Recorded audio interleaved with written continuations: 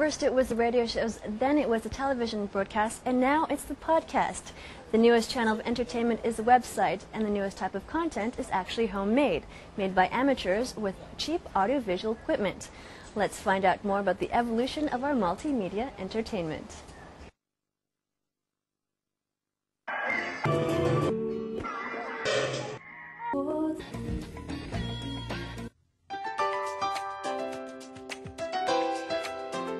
Falling prices for computers and other high-tech gadgets means that nowadays anyone can be a movie producer, no matter what their real profession.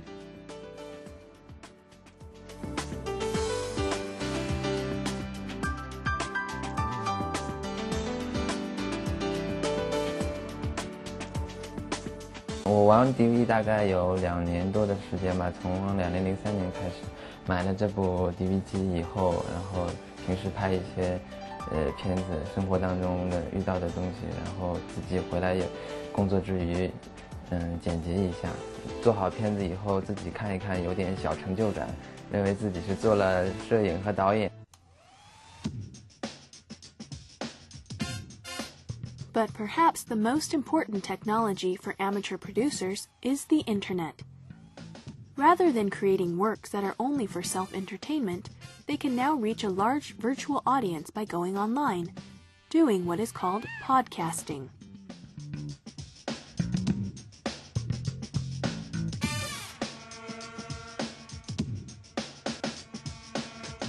Fundamental part of podcast is you have audio file, you have the channel subscription ability, and you have the remote syncing ability. These three are the key parts, are the fundamental stones. Podcasts are radio-style shows delivered over the internet to your computer. To subscribe to podcasts, you will need additional software, such as iTunes, to keep everything up to date. Once you subscribe to a podcast, iTunes automatically checks for updates and downloads new episodes to your computer.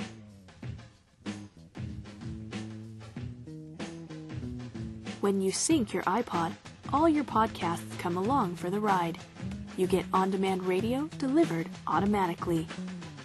This new technology, only about a year old, is already evolving. The audio part has evolved into multimedia files. On the sync part, instead of focusing on iPod alone, we can sync to anything. We can sync to mobile phones. We can sync to PSP player. We can sync to any number of other MP3 or video players.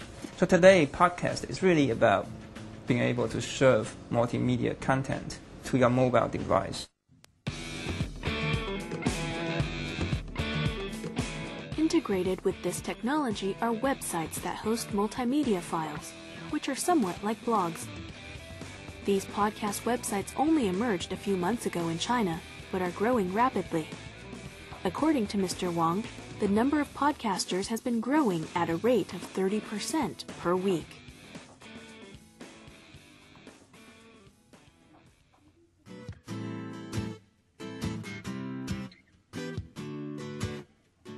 "25 Degrees Snow" is now a user of the new blog service.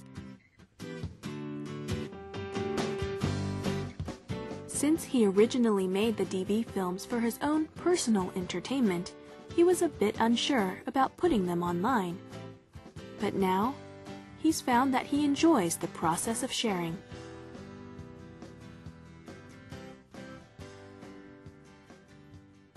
发表的作品大概有6、7部，点击率最高的有10多万，最少的也有就是1、2千的点击率吧。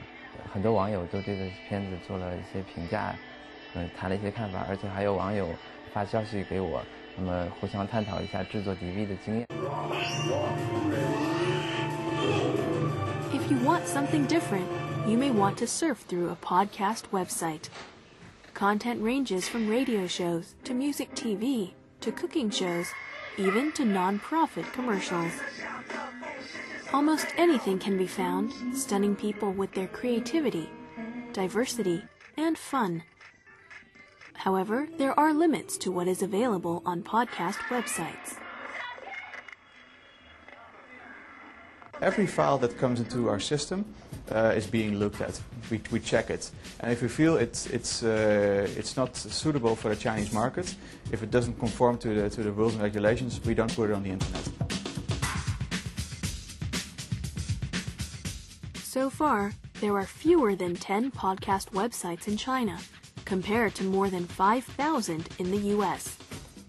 Whether the broadcast industry will be changed by the new force is uncertain, but there is no doubt that podcasting has thrown open the doors to anyone who wants to become a media producer.